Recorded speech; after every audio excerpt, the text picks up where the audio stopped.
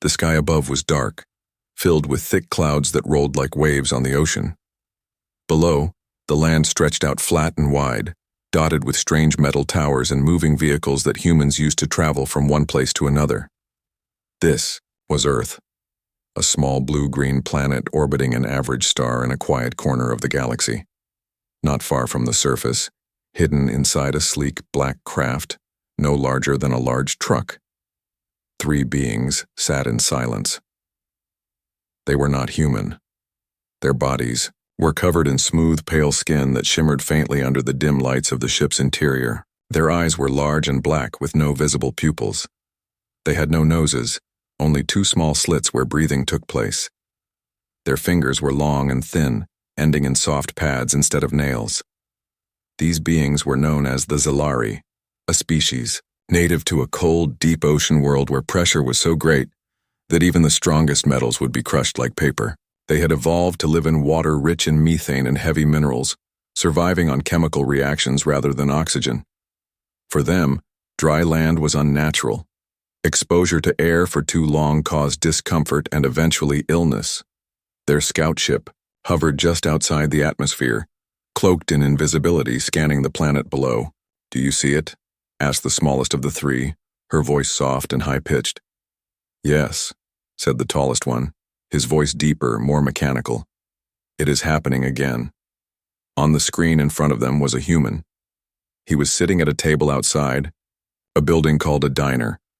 Around him were others like him, talking, laughing, drinking from small clear cups filled with a clear liquid. The tall Zalari zoomed in on one of the cups. The liquid inside looked harmless enough, but to the Zalari it was terrifying.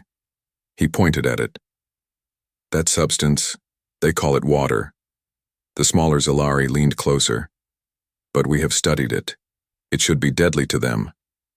"And yet," the third, Zalari said, watching the footage closely, "they consume it freely." The human on the screen raised the cup to his lips and took a slow drink. He swallowed, then smiled. "They do not react to it at all," the third Zalari said. "No signs of pain, no damage to their skin or organs." "This does not make sense," the small one whispered. They watched more footage. Another human poured the liquid into a container, added ice, frozen water, and drank it quickly. A child dipped a straw into a glass and sucked it up without any trouble. "Water is corrosive," the tall Zalari said. "It breaks down organic matter. Even our own kind cannot survive contact with it for long. Perhaps they have developed some kind of immunity," the third Zalari suggested. "Or maybe," the small one said, "they are not intelligent enough to understand the danger." The tall one shook his head slowly. "No, they are clearly intelligent. They build machines, create tools, communicate through complex sounds. They must know what they are doing. Then why do they expose themselves to death?" There was a pause. "We need to learn more," the tall Zalari said finally. "We must observe them directly." They agreed. The mission was simple. Find out how these humans could survive contact with such a deadly substance. If they had somehow learned to control it, then perhaps they were dangerous. If they simply did not understand its effects, then they were foolish. Either way, the Zalari needed answers. They prepared for descent. Hours later, the Zalari scout landed in a field outside a small town. It touched down silently, leaving no marks, on the grass.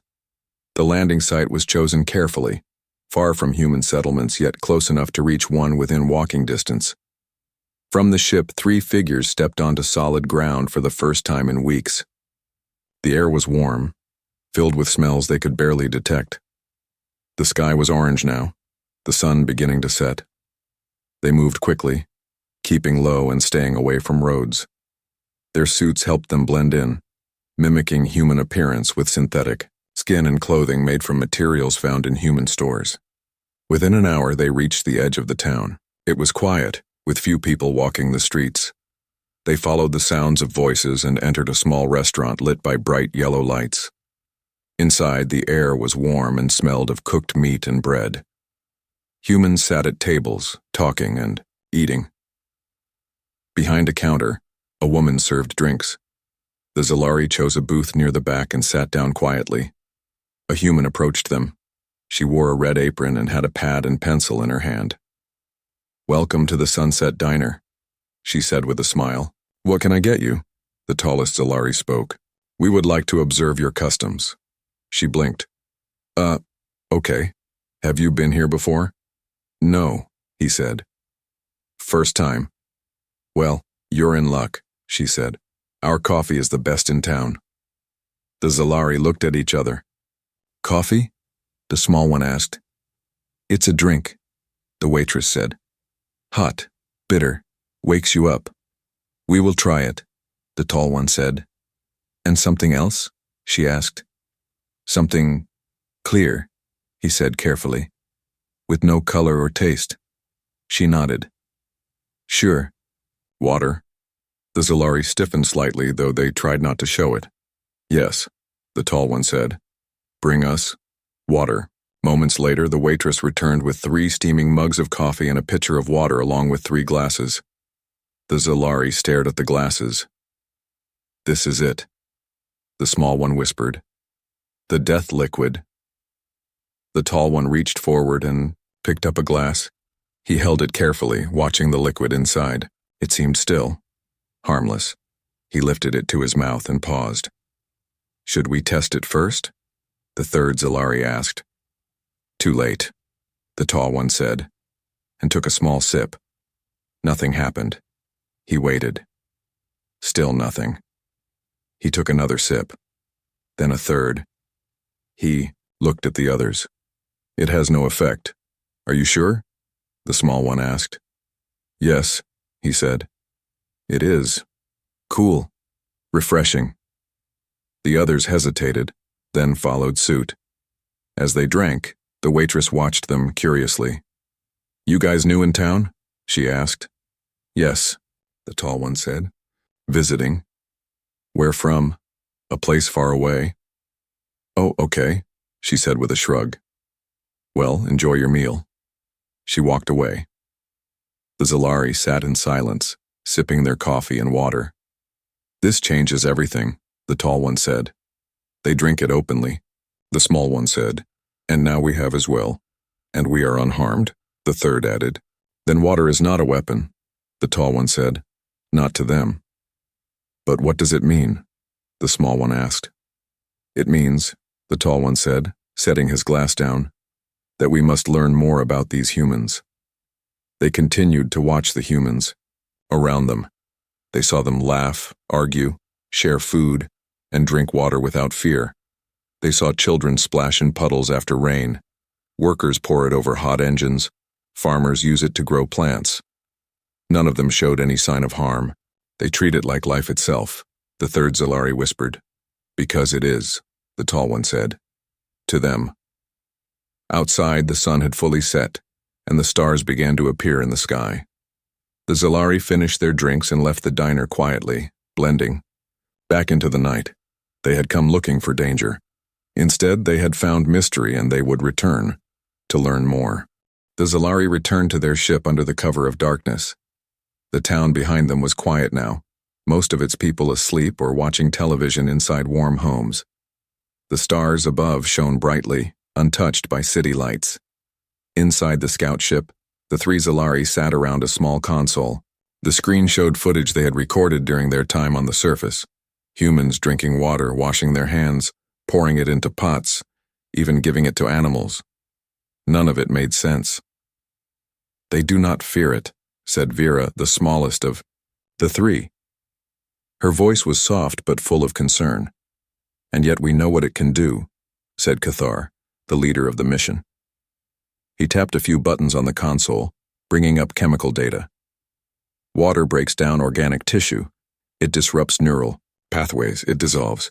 But not for them," added Laura, the third member of the team. She pointed at the footage again. "Look, they drink it like it is nothing. They touch it with bare skin. They are not harmed." Cathar leaned back in his seat. "We must report this." Moments later, a signal was sent from the scout ship to the main Zalari cruiser orbiting Earth. The message was short and clear. "Urgent update.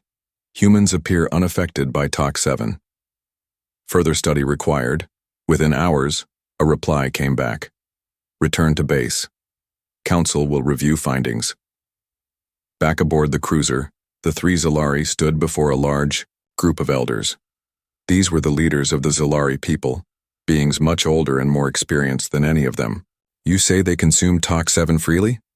asked one elder, his voice deep and slow. "Yes," Cathar replied. "We observed many of them doing so. Children, adults, even the elderly. And there was no reaction?"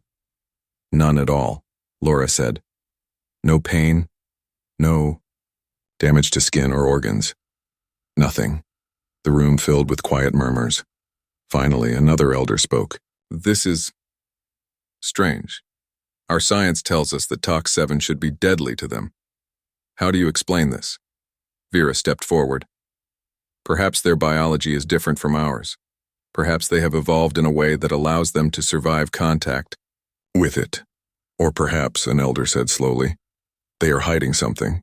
Cathar shook his head. "They did not seem to be hiding anything. They were open, careless even." "Then they are either very brave," said the first elder, "or very foolish." Another elder cleared his throat. "We must send a larger envoy. If these humans truly have no fear of Tox-7, then we must understand why. If they have learned to control it, they may pose a threat to us. If they have not," another elder added, "then they are doomed." The decision was made. Within days, a new mission would begin. This time the envoy would be bigger, better equipped and more careful. They would return to Earth to learn more. Meanwhile, back on the planet, life went on as usual. In the small town where the Zalari had first landed, a man named Dan was getting ready for work. He lived in a small house with a white fence and a patch of grass out front. Every morning he woke up at 6, made coffee, and poured himself a glass of water. He drank both before heading out the door. Dan worked at a local factory that built parts for farming machines. He liked his job, even though it was hard. He enjoyed working with his hands and solving problems. That morning, Dan arrived at work just as the sun was rising.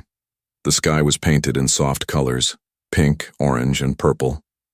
He parked his truck near the entrance and walked inside. His co-worker, Lisa, was already there. She wore a blue shirt and had messy hair pulled back into a ponytail.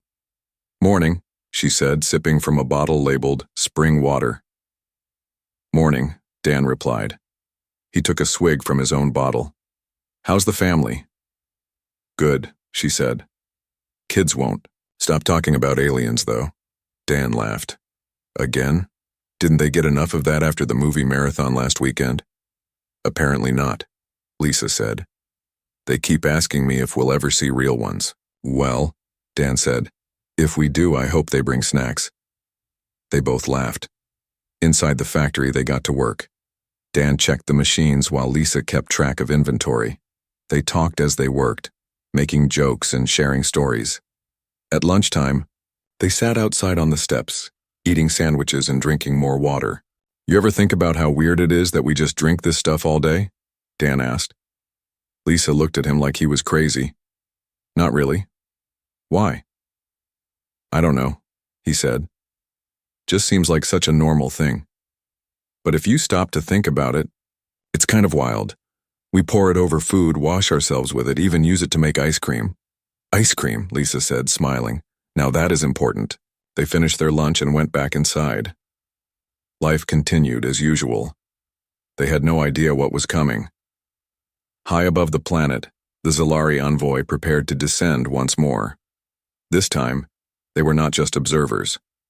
They were here to test the humans, to see if they truly were immune to Tox-7, or if they were simply unaware of the danger. The lead envoy was named Rin. He was tall and calm, with eyes that never blinked. He had studied human behavior for years and believed he understood them better than most. "We will land in the same location," Rin told his team. "It appears to be a place where humans gather, often. We will observe closely." The others nodded. Their ship was larger than the last one, designed for stealth and speed. It moved silently through the sky, invisible to human eyes. When they reached the town, they landed in the same field as Before, the grass was still undisturbed. They stepped onto the surface wearing advanced suits that mimicked human appearance perfectly. They could walk among the people without being noticed. Their plan was simple. Find a human, watch them interact with Tox 7, and try to understand why it did not harm them. Early the next morning, Dan left his house and walked to the diner across the street. He always stopped there before work for coffee and a muffin. As he entered, he noticed 3 new faces sitting in a booth near the back. They looked odd. Their skin was too smooth, their eyes too big. Dan tried not to stare. He ordered as usual and sat at the counter, stealing glances at the strangers.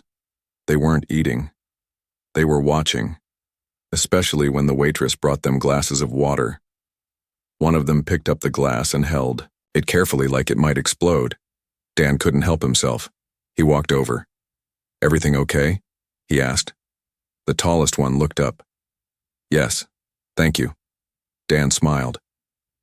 "You guys visiting from out of town?" "Yes," the one said. "First time here." "Well, welcome," Dan said. "Hope you like it." He turned to leave, but the stranger spoke again. "You drink this often?" Dan looked confused. Yeah, pretty much every day." "Does it not hurt you?" "Hurt me?" Dan laughed. "No, it's water. We need it to live." The stranger stared at him. Dan shrugged and walked back to his seat. Behind him, the 3 Zalari exchanged glances.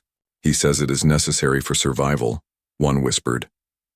"Then they are not hiding anything," said another. "But how?" the third asked. "How can it sustain life when it should end it?" They had no answer, only questions. And they knew the only way to find one was to keep watching, to keep learning. Because now, more than ever, they needed to understand the humans who drank death like it was nothing. The morning sun rose slowly over the town, casting soft light across rooftops and streets. Birds chirped from the trees, and the wind carried the smell of coffee and bread from the diner. Inside the small restaurant, Dan sat at the counter with his usual breakfast, a muffin, black coffee, and a tall glass of water. He took a slow sip, enjoying the coolness as it went down his throat. Behind him, the 3 Zalari watched silently. They had been observing Dan for hours now.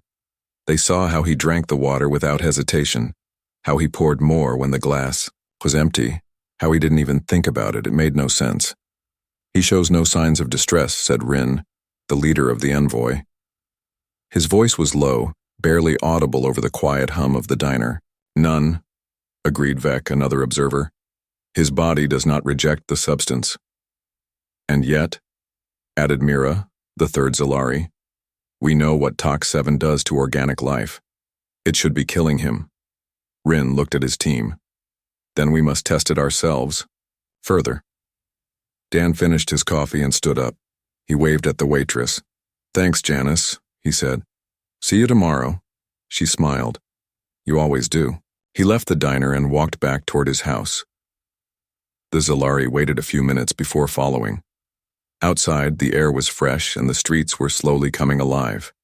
People stepped out of their homes, some heading to work, others walking. Dogs are checking the mail.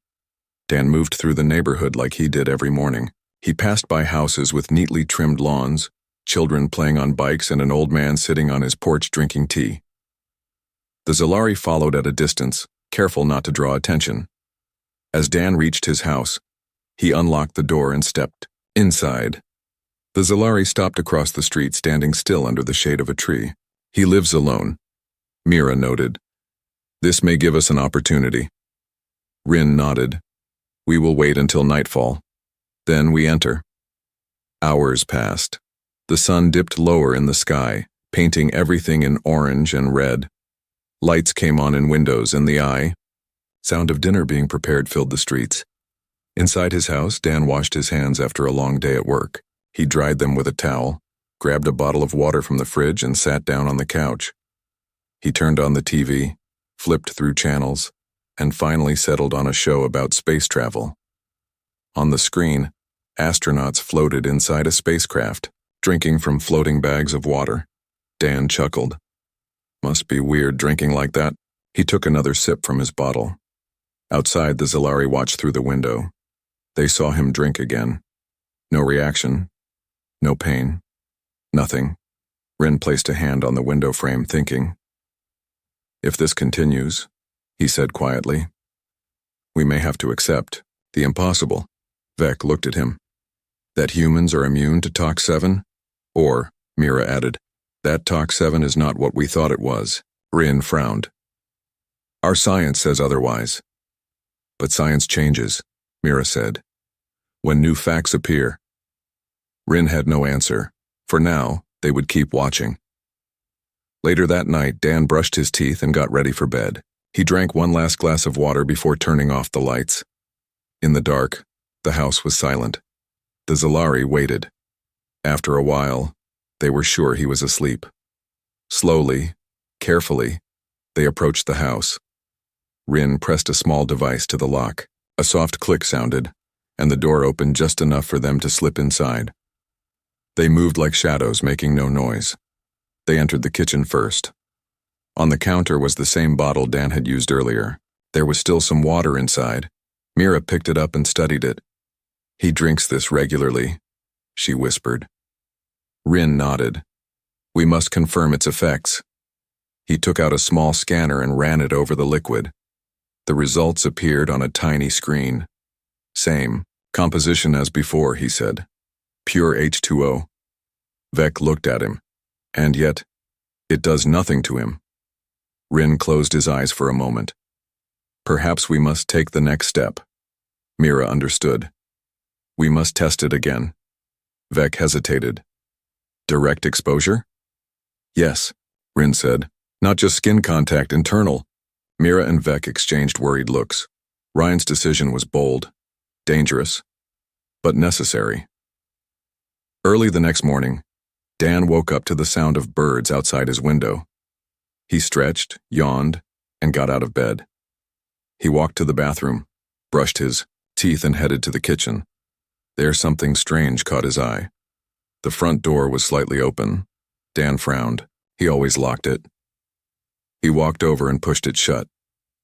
Strange. He shrugged it off and poured himself a glass of water. He drank it quickly, feeling refreshed. As he set the glass down, he noticed something else.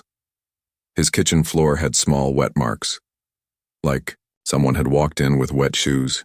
Dan looked around. Everything else seemed normal. He shook his head. Maybe he had spilled something yesterday and forgotten. He grabbed his keys and left for work. Back at the factory, Dan met Lisa outside. Morning, she said, sipping from her usual bottle. Hey, Dan replied. You ever feel like you're going crazy? All the time, she laughed. Why? I swear I locked my door last night, but this morning it was open. Maybe you forgot, she said. Maybe, Dan admitted. And there were these weird wet spots on the floor. Lisa raised an eyebrow. Wet spots? Yeah, like someone walked in with wet feet. Well, she said, either someone broke in and left without taking anything, or you really are going crazy. Dan laughed. Guess I'll go with that. They walked inside together. Life continued as usual. Neither of them had any idea what had happened in Dan's house during the night, nor what it meant. Meanwhile, back aboard the Zalari ship, the three observers sat in silence. Rin's lips were still damp. He had done it. He had taken a full mouthful of Tox 7, and nothing had happened. Absolutely nothing. His body showed no signs of damage. His systems remained stable. He felt no pain. How do you feel? Mira asked. Rin swallowed slowly. Fine. Vec stared at him. You mean it? No reaction? None, Rin said. It is strange. Mira looked at the data from the scan. His vitals are normal, no sign of distress. Vec leaned back. Then our understanding of Tox 7 is wrong. Rin nodded. We assumed it was deadly because it is to us. But perhaps it only harms those who evolved in high-pressure environments like ours. Mira looked thoughtful.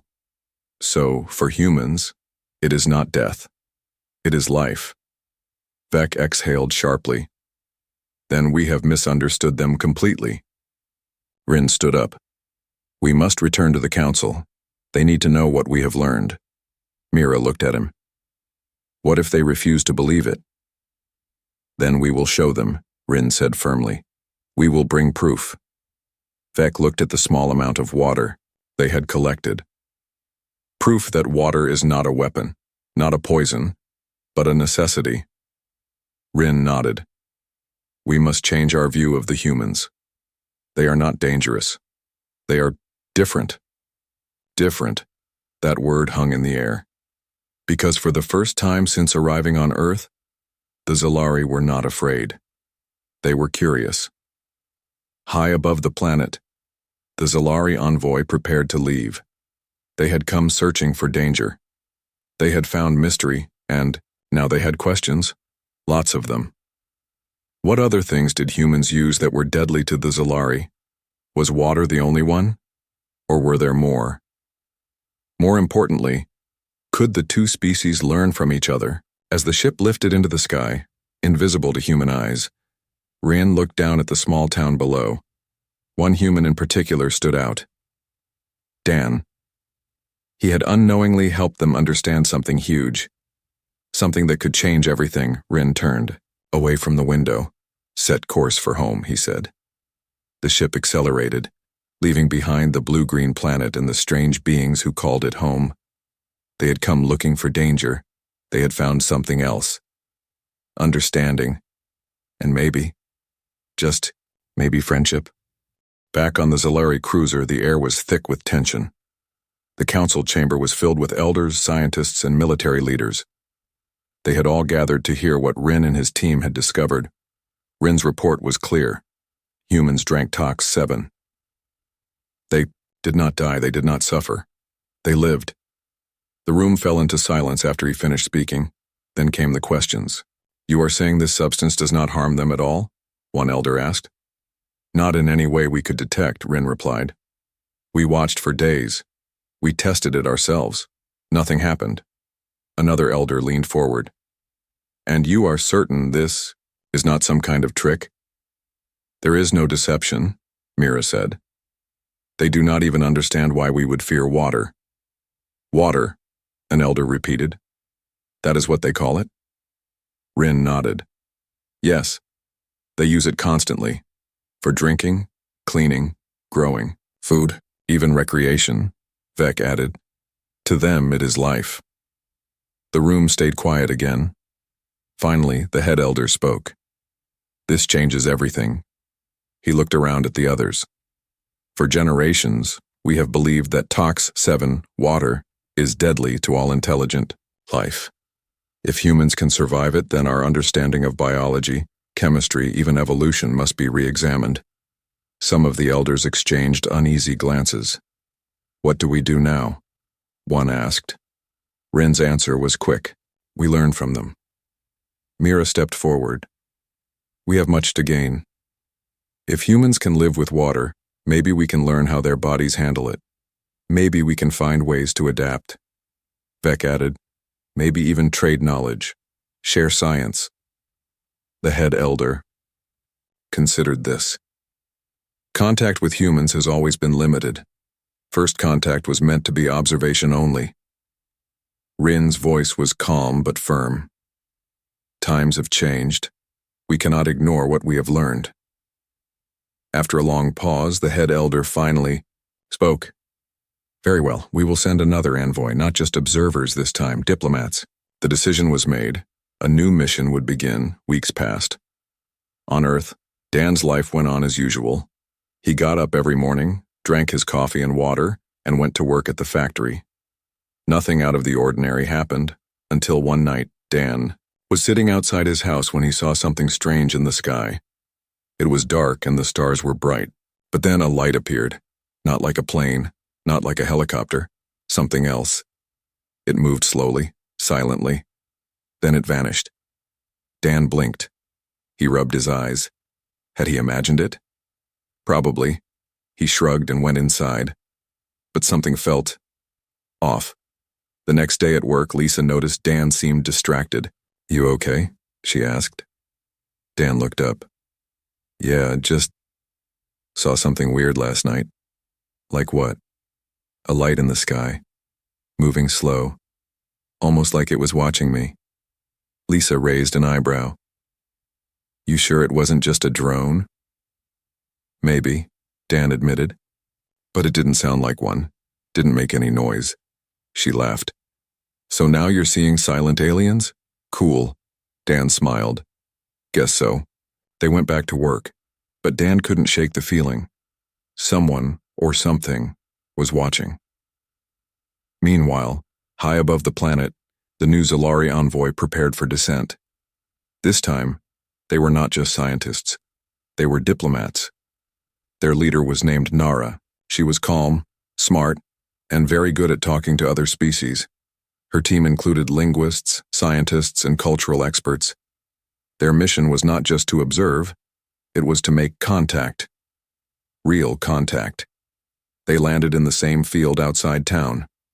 Their ship was smaller than before, designed to appear less threatening. They wore suits that mimicked human appearance more closely. Nara stepped onto the ground first.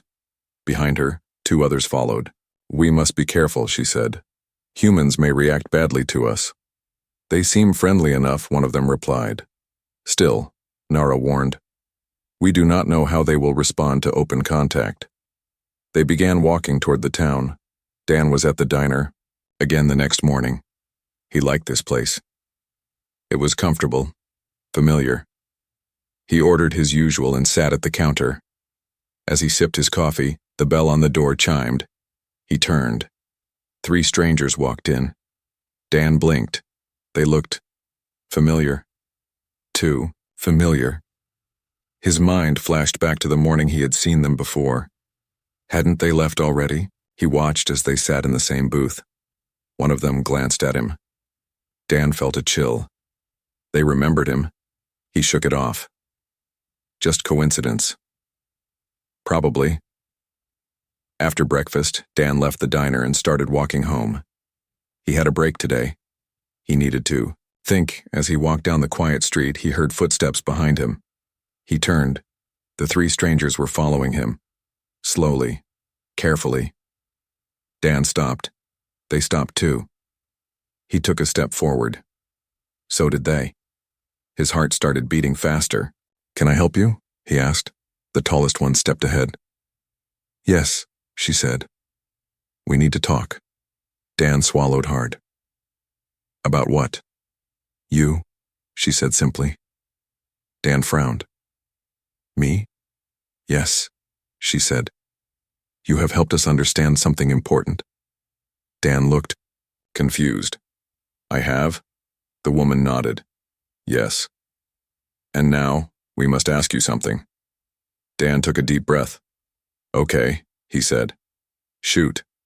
The woman looked serious. Will you come with us? Dan stared. Come with you? Yes, she said. To our world. Dan blinked. He looked around. No one else was nearby. Just him. And these 3 strange people, who might not even be people. He took a step back. Why me? The woman smiled slightly. Because you are the one who drinks death. And lives. Dan didn't know what to say. He looked at them again. They weren't scary, just different, curious, and maybe, just maybe, friendly. He thought about it. Then he nodded. Okay, he said. But only if there's snacks on the spaceship. The woman smiled. There are many things you have yet to see. Dan took a deep breath. He looked back at his house, then at the sky, then at the strangers. He smiled. Let's go. And with that, Dan left Earth, not as a hero, not as a warrior, just as a man who liked water, and who had unknowingly changed the future, for both humans and Zalari. Dan stood just outside his house, staring at the 3 strangers. They were not from around here. That much was clear. He had seen things that didn't make sense. Lights in the sky, strange behavior, weird questions about water. But this was real. You want me to go with you? To space? Dan asked slowly. The tall woman nodded. Yes. Dan looked back at his house. It was small, nothing special. Just a place he called home. Inside were his clothes, his tools, his TV shows, and his coffee maker. Outside was the world he knew. And now, standing in front of him was a chance to see something else. Something bigger. He took a deep breath. "Okay," he said. "But only if I get to ask questions."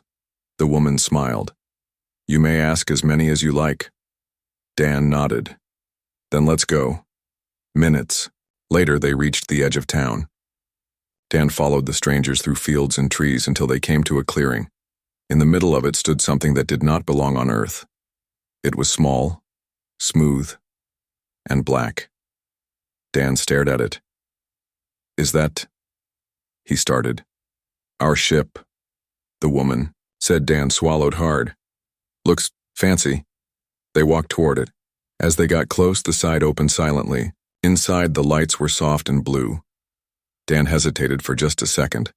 Then he stepped inside. The door closed behind him. A moment later, the ground beneath them lifted. Dan looked out the window. The town shrank below them. Trees became tiny lines. Roads turned into thin threads. His heart pounded. He was leaving Earth. Really leaving. Inside the ship, Dan sat on a bench made of some soft material he couldn't name. The three strangers watched him carefully. "Are you okay?" one of them asked. Dan blinked. "I think so. Just never been off planet before." The woman who had spoken to him first smiled. "You are the first human to travel with us." Dan looked at her. "Wait, really?" She nodded. "Until now, we did not understand your kind. We thought you were dangerous. Now, we know better." Dan scratched his head. "So what changed your mind?" "You drank water," she said simply. Dan laughed. "Guess that makes me important then." She tilted her head. "More than you know." Hours passed. Dan saw things he had only dreamed of. Stars up close, planets glowing in the dark, ships floating silently in space. Finally they arrived. The Zalari homeworld. Dan looked out the window. It was covered in ocean. Nothing but water. "Wow," he whispered. "This is our home," the woman said. "We live under the sea." Dan looked at her. "You live underwater?" She nodded. "Yes. Our cities are built deep beneath the surface, protected by pressure walls and energy fields." Dan shook his head. "That's wild." The ship dove down, disappearing into the clouds. Soon Dan could see the ocean below. Then they entered it. Darkness surrounded them. Only the lights from the ship showed the way. After a while, shapes appeared in the distance. Buildings, towers, structures unlike anything Dan had ever seen. "Welcome to Vareth," the woman said. Dan stared. "This is amazing," he whispered. Dan was taken to a large dome filled with light and air. Inside, hundreds of Zalari moved around, watching him with curiosity. Some pointed, others whispered. He felt like a zoo animal, but not in a bad way. Just different. The woman introduced him to a group of leaders. They looked older than the others. With longer limbs and deeper eyes, one of them spoke. "You are the first human to walk among us." Dan gave a nervous smile. "Hi." The leader studied him. "You drink death and live." Dan shrugged. "Guess so." "How is this possible?" Dan thought for a moment. "Well, we need water to survive. We use it every day. Guess our bodies just evolved to handle it." The leader looked at the others. "Evolved," another said quietly. Dan added, "Maybe your people just evolved differently." The room fell silent. Then, one of the scientists stepped forward. "Perhaps we can learn from each other." Dan grinned. "I'm all for that." Over the next few days, Dan met more Zalari. Scientists asked him questions. Doctors scanned him. Engineers wanted to know how humans built machines. Kids followed him around, curious and shy. Everyone wanted to know about life on land, about food, about water, especially water. Dan showed them how he used it. He drank it, he washed his hands, he even made tea. Each time, they watched closely, taking notes, recording everything. Slowly, their fear turned into understanding. Water wasn't death to humans, it was life. One evening, Dan sat with the woman who had first approached him. Her name was Nara. "Thank you," she said. Dan looked at her. "For what? For coming with us? For helping us understand?" Dan smiled. "Wasn't too bad. You guys have good snacks." Nara chuckled. "We are glad you enjoy them." Dan leaned back. "So, what happens now?" Nara looked out at the city. "Now we begin a new chapter, one where humans and Zalari share knowledge, maybe even work together." Dan nodded. "Sounds cool." Nara looked at him. "You changed everything, Dan." Dan raised an eyebrow. "Me? I just drank water." "Yes," Nara said, "but that was enough." Dan thought about it. He had gone from working at a factory to traveling across space, all because he liked water. "Guess sometimes," he said, "the simplest things make the biggest difference." Nara smiled. "Sometimes that is true." Weeks passed. Dan returned to Earth with new friends and new knowledge. He told no one what had happened. Not yet. But soon, others would find out. Because the Zalari were ready to make contact, openly, peacefully. And it all started with a man who drank water. A man named Dan, who had unknowingly changed the future for both humans and aliens.